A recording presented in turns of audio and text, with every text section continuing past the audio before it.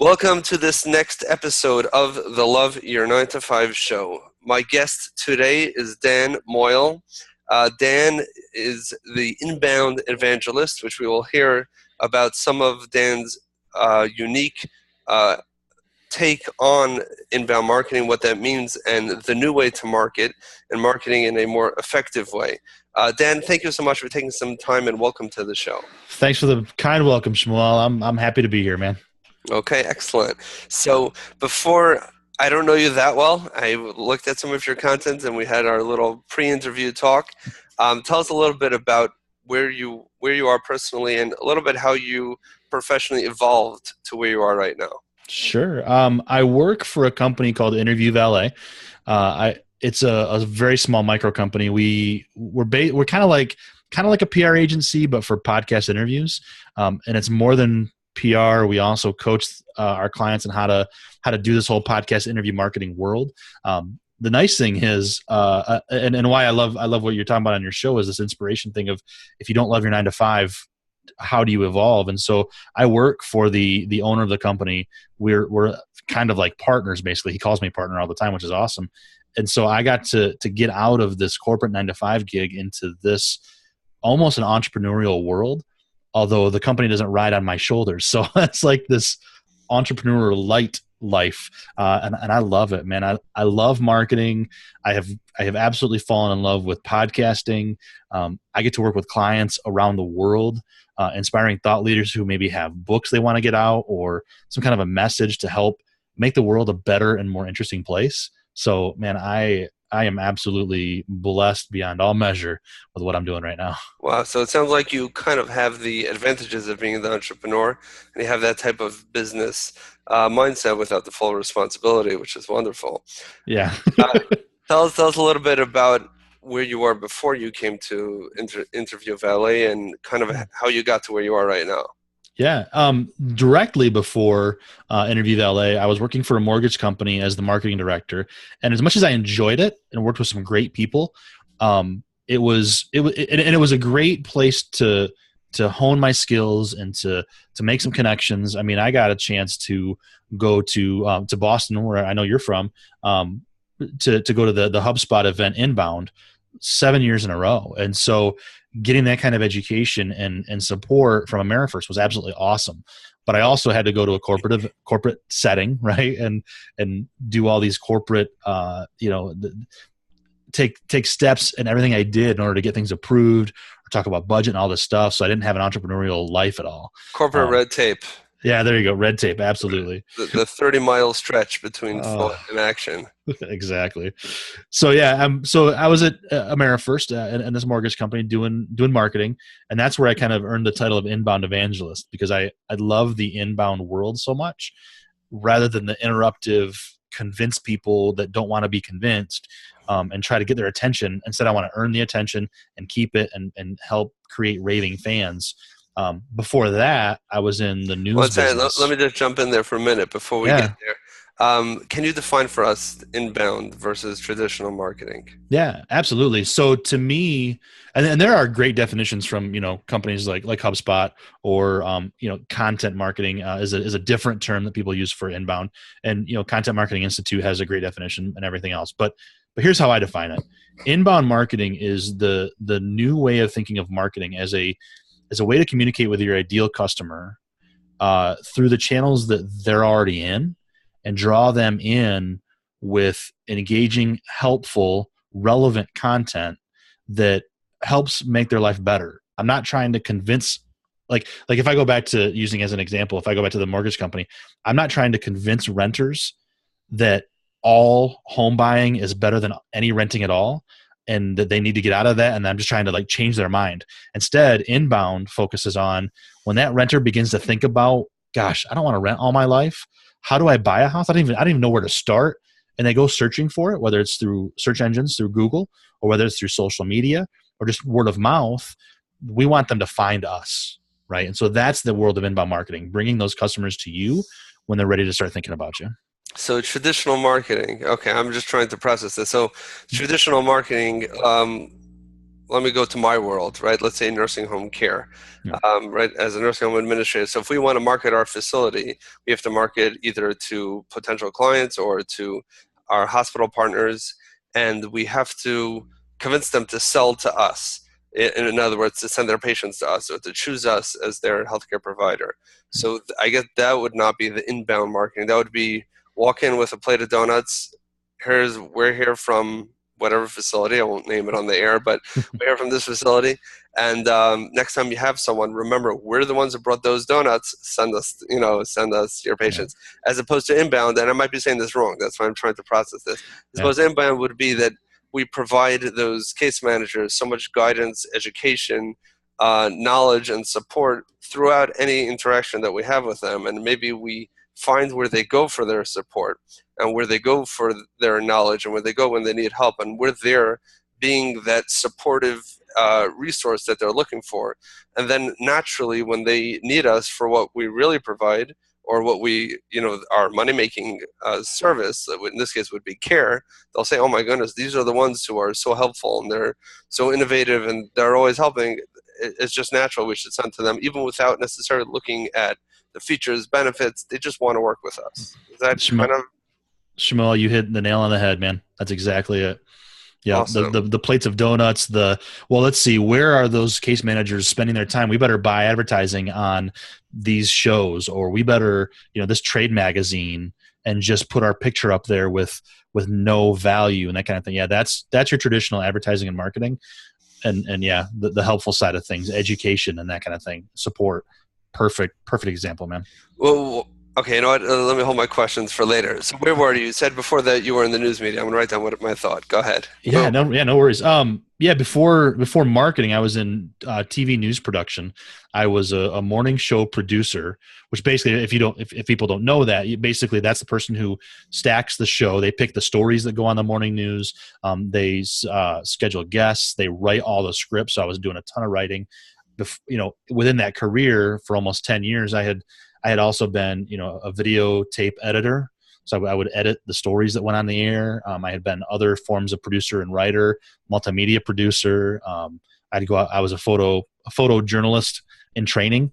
I did some video shooting for a while. So I was at the TV station for almost 10 years. And so that really taught me, audience development and what mattered, and, different media, the different media you can use, whether it was, working with radio stations to get our news on their stations through basically podcasting back before it was even podcasting, files of audio in order to get information out. And so, yeah, I was in news for almost 10 years. And that was where it really started for me of, I don't want to be here, but I know that it's good for me right now, but I'm going to find something new. And that's where I think is what you're looking at, Shmuel, is that whole idea of not loving your 9-to-5. That's where I began to not love my 9-to-5.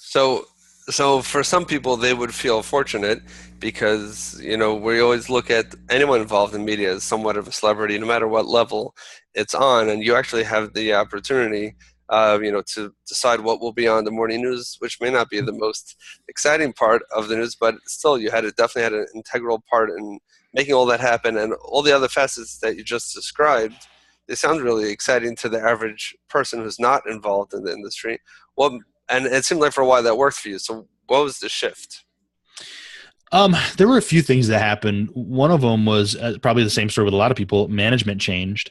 And when management became this idea, their idea of managing was to do so through fear and withholding of information and just not treating people well. And I didn't like that. And then on top of that was, when somebody would leave and there was a position open, they wouldn't necessarily fill it. It was, okay, everybody that's here, do more with less.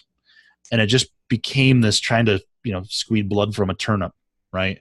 You just can't do it. And it became a very difficult environment to be in. And as much as I really enjoyed, writing, at one point I decided I'm going to call myself a writer because I'm being paid to write. It's news scripts, but I'm being paid to write and it's being said over the air. This is incredible. So I knew I was fortunate. But I just realized that I can do more with those skills that I've been blessed with than where I'm at, and I can find fulfillment and joy in a different setting. And so that was where my journey started. Right. So the natural progression from your TV career is to go into mortgages, because I'm sure that's most I people mean, do that. of course, yeah. Nobody else did really. How did that happen? And was there any connection? Yeah. So I was there again. I was very fortunate. I was lucky. I don't know if people believe in luck or in some kind of universal thing that's directing all this, or believe in a higher power. But I was fortunate. At the time that I was wanting to get out, and I wanted to, and I thought about marketing and PR as a venue, right, or as an avenue. I thought, boy, I've been reading press releases that are terrible for years. I've been writing forever. I can do video, and I wasn't in front of the camera at all. I was always behind the camera. But I thought I could do this thing. I'm a writer. This I can do, right? I can edit things, whatever. And so some company's going to want me. I know they are. My ego got in the way. And I thought somebody's going to want me to come bring my expertise to them. And so I'm in Southwest Michigan. So I'm not too far from Battle Creek, which is where Kellogg Kellogg Food Company is. Mm-hmm. I tried getting in there. They wouldn't give me the time of day. There's a medical device company here in Kalamazoo area that's called Stryker. Big Fortune 500 company. I thought they're going to want me. Entry level is fine, but they're going to want me. Wouldn't give me the time of day. I ran into problems getting out of news because I didn't have a bachelor's degree or a master's degree in marketing or something. So that was the hard part of it. That was my obstacle. But fortunately, at the time, the owner of the mortgage company, he had heard David Meerman Scott speak, the author of The New Rules of Marketing and PR. He had bought the book Inbound Marketing from Brian Halligan and Dharmesh Shah of HubSpot, and he read that. And in that book, it says, if you want to create this world for your company, you want to be a publisher, you need to find somebody who can do that. Not necessarily a marketing person, but someone like a TV news journalist, like a producer. Yeah. And that was like light bulb moment for him. So he went to one of his senior leaders and said, here's what I want to do. Here's what I'm thinking, blah, blah, blah, blah. And she knew me through a mutual connection. And so she reached out to me and said, hey, would you be interested in this job? And it was like I was just handed, a big coffee cake or something. Like Wow. I don't know. I'm hungry apparently. But yeah, I was handed this amazing opportunity and I just jumped at it. And so I got to start the marketing department for AmeriFirst Home Mortgage. And it was just me doing blogging, taking over the website, creating offers, doing social media, making videos. It was all just one person. And I got to begin to build a team and hire people and create this within this big corporation. I kind of had this entrepreneurial feel of creating a team to do this thing. And that's where I got bit with that entrepreneurial bug at the beginning. Wow. So there was no marketing team before you came? Correct. Wow. Yep. So how are they getting clients? Just people walking in? Word of mouth. Yep. For a mortgage company, whether you call them loan originators or mortgage consultants or whatever you call them, mortgage brokers in some parts of the country, real estate agents and realtors are the biggest referral source. So you think about it, when you want to go buy a house, what's the first thing you probably do? Look on Zillow maybe, but also say, I got a cousin's girlfriend's friend's sister who's a realtor. I'm going to ask them what to do. Yeah, she must be great because Right? she knows someone who knows someone who knows me. Exactly. It's only one of the biggest investments I'll ever make, but Yeah, why not? So we start with those real estate agents, and those realtors or real estate agents oftentimes will say to somebody, have you been pre-approved? No? Well, I got this person that you can go talk to.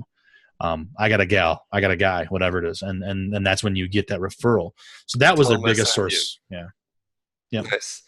So you started that marketing department, which is interesting because in your TV world, it wasn't only marketing, right? You were actually preparing the script. It was a lot more than that. But you knew that marketing was your thing. I guess that's a question. I knew that communication was my thing. I guess, it was, I remember sitting in the newsroom one day and just thinking, I got to get out of here. This is not working for me. Man, I've got news and media experience. I can be a PR person, I'm sure. And that's all I thought PR was media relations and news. And PR is so much more than that. And the PR agency the PR world is changing right now for sure. But it's definitely more than just writing news releases, right? But that was my first thought was, I can write news releases. They're going to want me, and I can help them from there. So this is what I was going to ask you before, is that in your book and some of the material I was reading and some of what we discussed today is that the world of marketing has completely changed over the last few years and probably will continue to evolve into this new form of inbound marketing where you need to provide value and you need to provide content, create a relationship before there's a financial transaction, as opposed to just putting your message out there. Why do you think that we see this shift? I think the shift began when the internet democratized information. You know, Awesome. I was yeah, hoping you would say this. Keep it going. yeah, yeah. I mean, I think it's the whole idea that like if you think about back when my parents were young, and I'm in my 40s now, so back when my parents were young, uh, they want to go buy a car. Well, all they could do is drive to the nearest car dealer, or maybe a few miles out from there, but it's all local, right? They go to that car dealer. That dealer has all the information. They know the prices. They know everything. Yeah, you might have Kelley Blue Book that you can go buy somewhere, but that's probably outdated by now or whatever. So it's hard. But it's that salesperson has all the information. They have the power, and the internet came along and just turned that whole thing upside down. I feel like, and you have to be very careful in your research. When you're searching for whatever, whether it's a new car or a home or a mortgage, or it's a service to get you booked on podcasts, you got to do your research and sift through it, and you have to be a discerning consumer. But the nice thing is that information's there, and if I don't give away the information about what I'm doing, somebody else will. And so where do you build that? Where you've got to be able to build a trust. And the nice thing is too, and I like to tell people this, Shmuel, I say, look, you don't have to be everywhere and be everything to everybody. You got to find the buyer persona that you work best with. And that doesn't mean that you have to have everybody come to you. You got to find your group, your family. So. Right. I mean, and more than that, you cannot be everything to everyone. You will end up being nothing to everyone because you spread yourself too thin and you can't be true to yourself. I want to add another point to what you said also, is that besides the fact that, the sellers in any product or service nowadays don't hold all the cards, and the internet has definitely leveled the playing field, and there's that sharing of information. But it used to be that if I have a message and I want to get my message out to hundreds, thousands, millions of people, you need to have hundreds, thousands, or millions of dollars in order to do that, because the only way to do that was by getting in front of a major TV station, a major radio station, or a billboard. But otherwise, you'll be hanging up signs on local street poles, and if your target customer happens to be jogging by that sign and rest against that pole to tie their shoe and notice and recall your information, then you might actually get a customer, or word of mouth. But again, very localized, and you may have the best product. The person who has that big marketing, you may have created a soda in your garage that's a million times better and more healthy and more affordable than Coca-Cola, and the packaging might be everything, but there's no way for anyone to ever find out about it. But now, with very little cost, you can create your own video podcast like we're doing right now, and without any producers, with virtually no overhead whatsoever, people with information, value to share, you could just put it out there. And again, specifically using some of the tactics that hopefully we'll still be able to talk about, you really can share all of that information with anybody who's interested. And not only that, with all the tremendous filters and powerful search engines, obviously, mostly Google, you can filter the world knowledge so specifically to exactly precisely what you're doing. Obviously, we've all been Googling for years now. The more you do it and the exact terms to get the exact specific information to some teenager who just blogged exactly about it on the other side of the world. Yep, absolutely. So obviously that completely changes everything. So if you're going to still be out there, the reason why I'm maybe a little bit excited about this part is because I've worked with companies or observed other companies who insist on holding on to the old method of marketing. And it kills me to see them waste thousands and thousands of dollars on ineffective marketing strategies. Well, although it may feel good because look, I drove by, there's my billboard and it's my face or my logo or my company, my product, and look on TV, everybody, let's DVR it and show everybody, exactly all the, what we did, and we worked so hard for that 30-second commercial, whatever it is. But that's not effective. People might remember it. They might be entertained if you did a good job at whatever it is that you did, but that will not create leads, it will not create fans, it won't create followers, listeners. Mm. Certainly not to the extent that we can do now. Yeah. Yeah, I love that. It's one of the most wonderful times in the entire history of everything to be alive right now. So, and specifically to you, I agree with that 100%. And specifically to you, so you coming from a world of TV journalism, and I've heard from those in that industry where there's in my mind, there's basically two groups. There are those who are digging their heels in and saying that no, TV is not dead, radio is not dead, newspapers will be printed forever because there's nothing like that romantic feel of the paper between your fingers with the aroma of your coffee in the morning. And then there are those who are realistic, where there may be some of those people, but for the bulk of humanity, we're moving to a different form of media consumption, a different form of being marketed to. And that's not going to change. And those who are in the industries of newspaper, TV, radio have the skills, the talent, and the background, and they can be the front runners in this new world if they are only to embrace it. And Yeah. I'll even add one more point, is that it used to be that marketing to somebody was almost like a holdup. It's like, this guy is trying to fill up gas, and you come out with a gun and say, "Here's my product. You better buy it. It's perfect for you." And and the guy's like, "I'm just trying to fill gas. I have an appointment to meet." Like, no. You're not going to continue watching that TV episode because I want to tell you to go to your local supermarket, buy a product that you never wanted or needed. Yeah. Now it's very different. Now I actually went to the gas station to get gas, and while I'm getting gas, you're showing me that, I don't know, maybe another version of it or something else, or something for my car, or something that will help me get to my appointment, whatever. But it's something that I'm already looking for, and you're providing content. I'm not selling you anything. Here, you know what? You're filling up on gas. Here's this little thing that'll make it easier for you to do it next time. And next time when you come, you're like, "Oh, this is the guy that helps me with my problems." Now when I have my own problem and I'm looking and I'm knocking on your door, instead of opening up the door and there's a guy there with a gun trying to sell a product, they welcome me in, they help me, they serve me, and I still have the opportunity to walk outside because it's actually not their house, it's their website or their blog or whatever, and nobody knows the difference if I exit out. And no pressure, sales. All right, I'm getting worked up here. I love it, man. I love the passion. Yeah. but really, that's the difference. I mean, it's a completely different world. Let's go into some of your some of the specific marketing strategies that you have been using, specifically social media marketing, where there's so many kids, and people think that you need to have Fortune 500 companies. If they want to hire someone, you have to wait for them to be just out of diapers, and then those are the people who have this magical gift that they can be a social media experts. Do you agree? Do you disagree? And what is your take on it? I completely disagree. Okay. Thank you. Age doesn't necessarily isn't the only factor, right?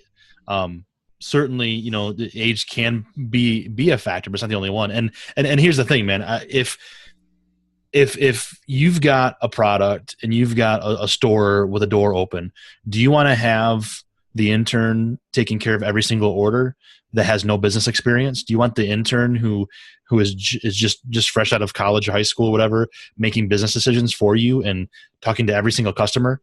Probably not. Right. That's what social media is. It is your new doorway, and there's so much power in that. That if you're gonna have an intern do it, at least educate them on other things as well.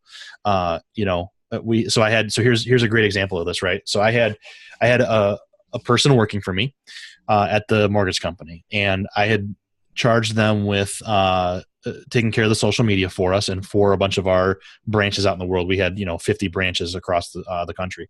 Wow. And I said, I want you to take care of the social media, and I want you to send out an email every week that has the 7 days listed with a social media suggestion post, and include the image if you can, or a link to something, and have some fun with it too. Do motivational Monday, and let's test this for a few months and see what happens with our social media presence. Right? Sounds innocent enough. Mm-hmm. Well, this young person, and I'm going to pick on millennials for a minute, even though I have much respect for the millennial generation.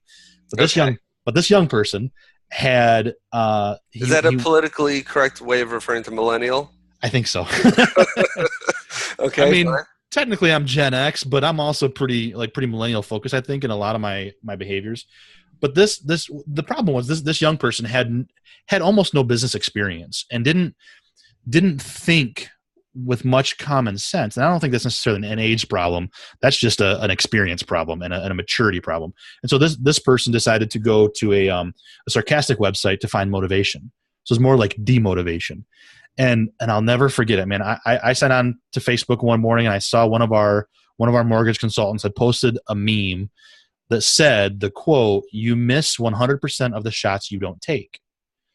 Now that's a great quote. And Wayne Gretzky said it. So anybody who knows hockey, that's great. The problem was this website attributed it to Lee Harvey Oswald, who if you're listening, you don't know, is the man who assassinated President John F. Kennedy. So while a bit of a sarcastic person as I am, I can laugh at that and a personal thing and like that's just a wrong joke. But I can at least see the humor in the wrongness of it. Doing it for a business is not okay. So I saw our mortgage consultant post this picture and I thought, dude, this is not funny.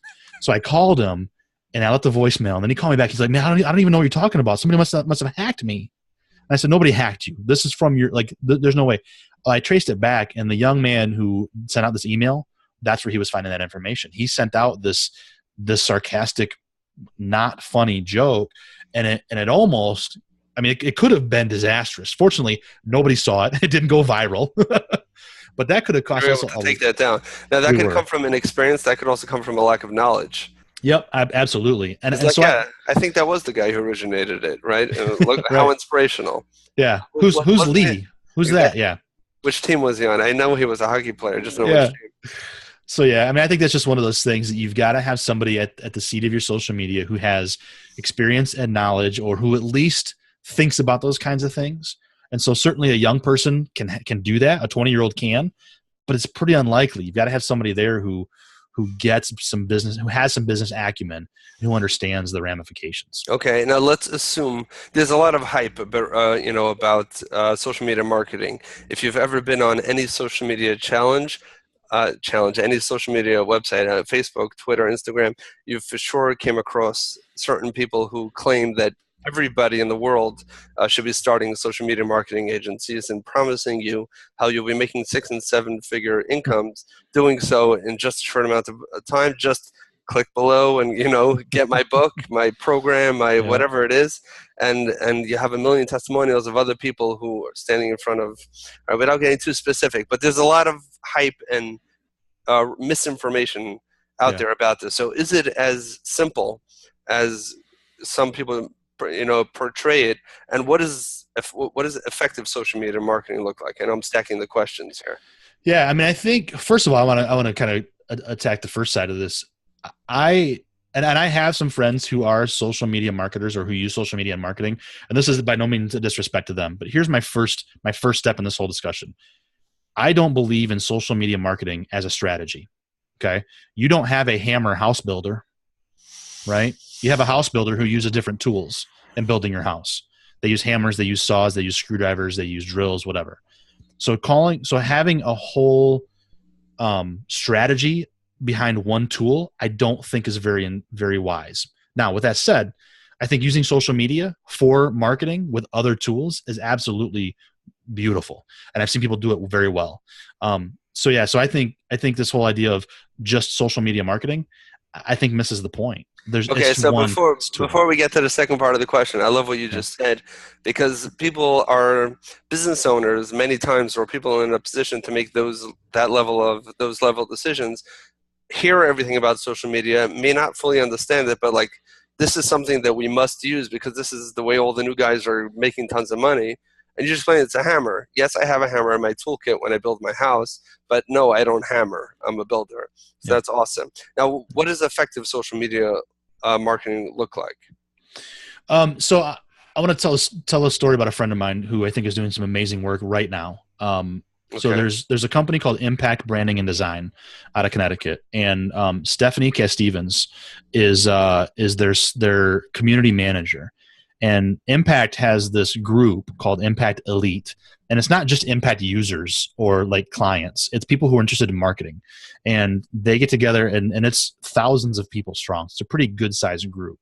Wow. And it's not paid or anything else. There's no monetary value to the company in this other than just a great community. And Stephanie gets in there every day and she comments on things. She helps facilitate discussions. She'll post polls. When somebody goes in there and posts something just to post it, she'll question them. So what value is in this post? Why are you doing this? It's self-promotional. What's the value to the group? And so she does a lot of that kind of stuff, both glamorous and not so glamorous. And that to me is a great use of social media. She's one great example. I think also another friend of mine, Remington Begg with Impulse Creative, he's using social media for his agency, and he's an inbound guy too. And he and his one of his partners or employees, George B. Thomas, they use social media to, again, communicate. And George is always creating videos and doing Facebook Lives to educate people on how to use HubSpot better. Remington is sharing personal stories about his time. He lives in Florida, so as I'm watching him in his Florida pictures and videos in the middle of winter, like, I'm connected to him and I have a personal connection now, and he's a friend, and so I would send business his way or whatever. So that's two examples, I think, of using social media well for marketing communication. So that's interesting, because both of those cases, I mean, there's so many people who have paid, Facebook groups, not officially Facebook groups, because that would be against the policy, but you pay for something else and basically that's what you get. Yeah. And a lot of times there's tremendous value in there, like you mentioned, and, even just support in numbers. And as long as you have, an expert in the room and, other people doing, but the examples that you gave are people without any direct business intent, really just giving support, really just helping out, just like you would help out a friend who's in business. So doing that with complete strangers and just doing it without any strategy for monetizing it.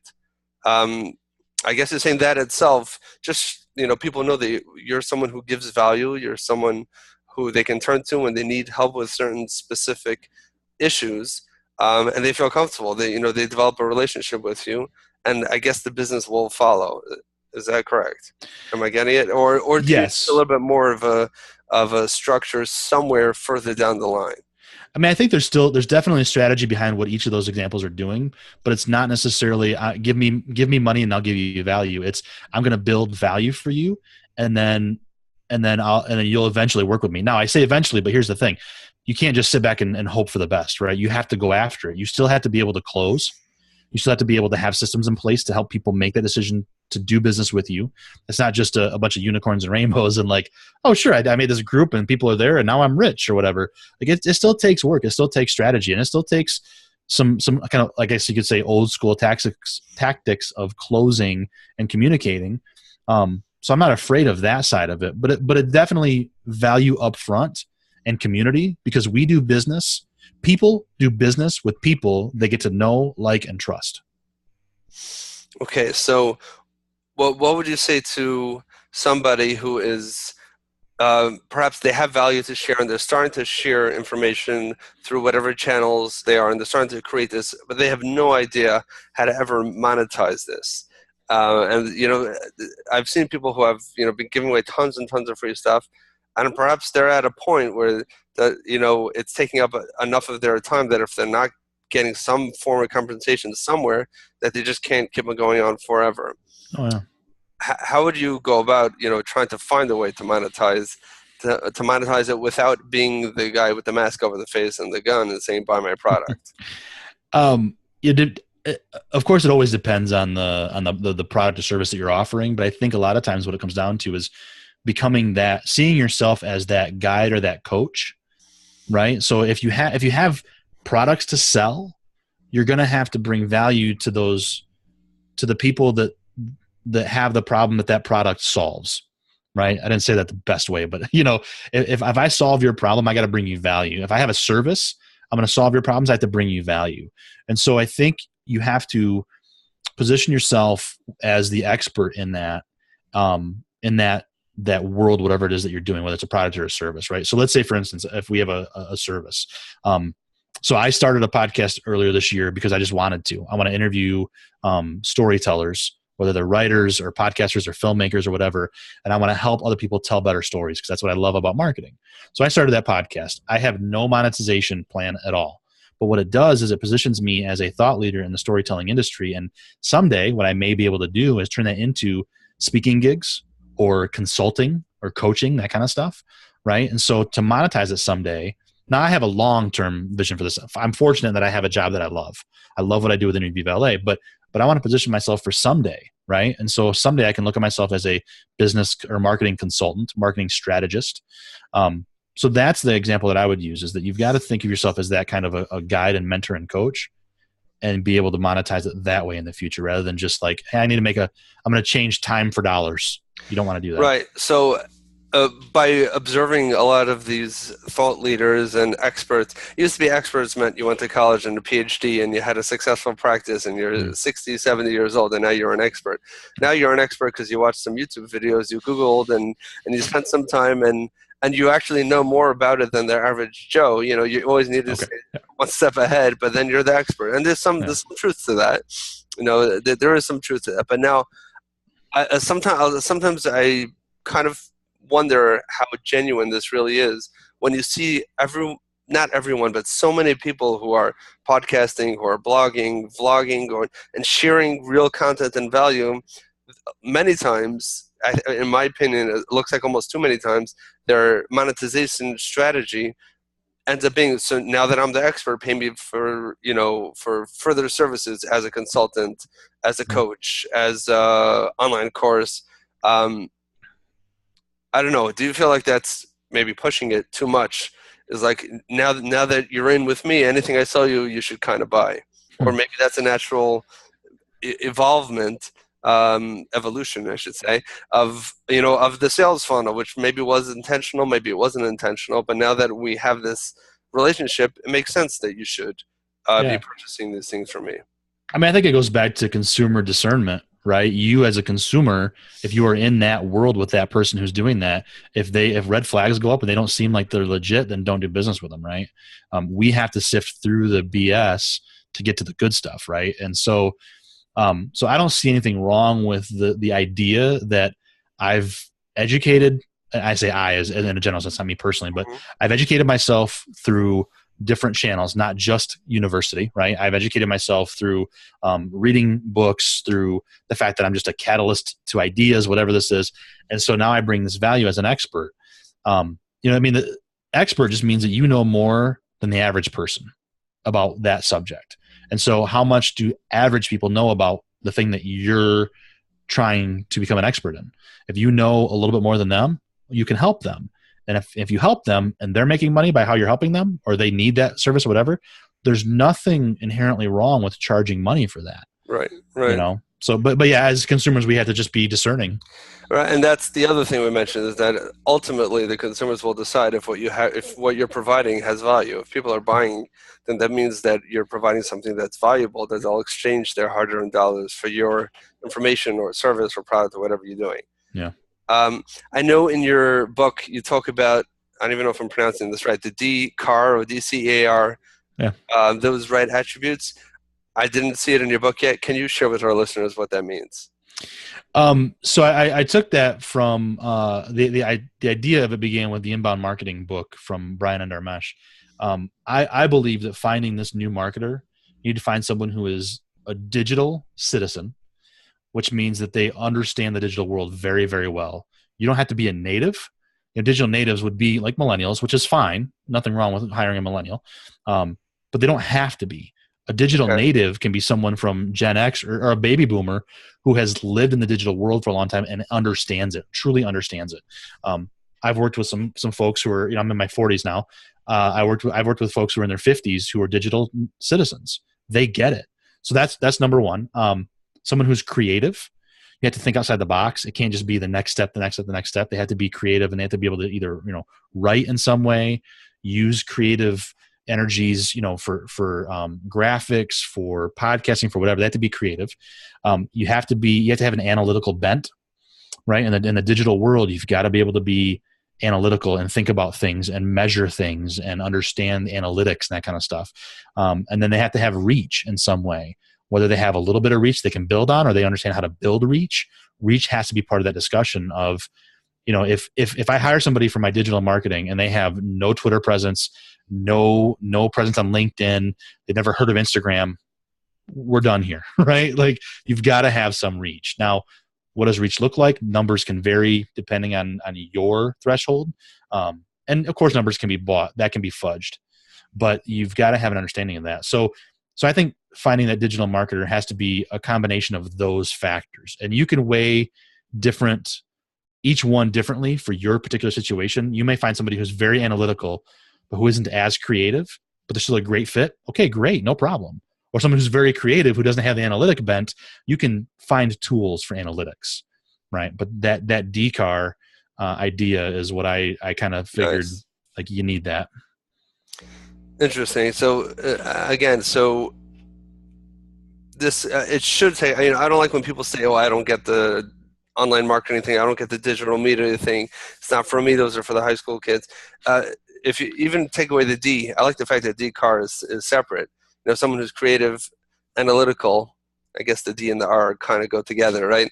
The digital citizen or native, and the person who has reach. Obviously, if someone is not involved at all in social media and they don't exist as far as social media is concerned, it's probably not the best fit.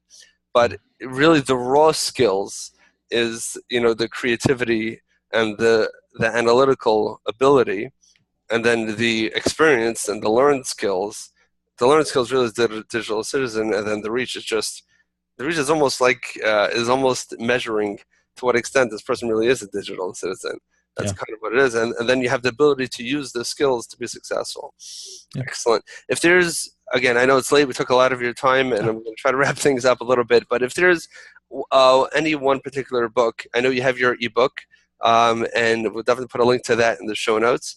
If there is any book other than that, which you think discusses some of the principles that we just spoke about right now, that you would recommend our listeners to be able to dig a little bit further about the new world of marketing and inbound marketing, is there any particular book that you would recommend to our listeners? Oh man, that's a great question. For the world of digital marketing, I think one of the best books out there right now is Unbranding from Scott Stratton and Allison Kramer. Okay. When I first was listening to your shows and I knew this question was coming, my original thought for the best book for the Love Your 9 to 5, for those who want to understand what to do next, is Dan Miller, 48 Days to the Work You Love. I know you've had Dan on your show. Absolutely, yeah. And that wasn't a plug for him like planned. You told me that. I'm like, oh, cool, I like Dan. But his book is just incredible. His book is phenomenal. Yeah. So those would be the two books. I'm gonna turn your whole show upside down. Those are two books for you. Oh my goodness, that's it. I don't know what to do now. You're only allowed to have one. All right, we can link to it again. I don't get any affiliate marketing commission. Maybe I should set that up one day. Right. But for right now, I don't. But both the 48 Days to Work You Love is a phenomenal book, which is actually, if you want to know how the interview with Dan Miller came about, I read the book and I'm like, wow, I must speak to this person. And I think I went onto his website, filled out his contact me form, and we had a podcast, and it was amazing. That's awesome. Dan's a good guy. Yeah, and we'll definitely put a link to both of those. And just in conclusion, if the listeners will want to learn more about you and see what you're doing and consume some more of your content, and maybe even what's the name of your podcast? We'll definitely put a link to that as well. Oh, sure. My podcast is called The Storytellers Network. Yep. And if the listeners want to connect with me at any point, social media, learn some more about how all this inbound marketing stuff works. Very easy to find me. Just go to interviewvalet.com/925, not the number 2, TO, 9 to 5, just like your show. Okay. So excellent. Yeah, I'll have stuff on there about video marketing, about podcast interview marketing, about inbound marketing. It's all there on that page for them. Awesome. We'll definitely, so we'll put that as well. Thank you so much, Dan, for your time. Really, I think we've gotten the Love Your 9 to 5 piece and the inbound marketing piece together. I think you really delivered on exactly what we wanted. So thank you so much for your time today. I really appreciate it. Shmuel, it was my pleasure, man. I thank you for having me.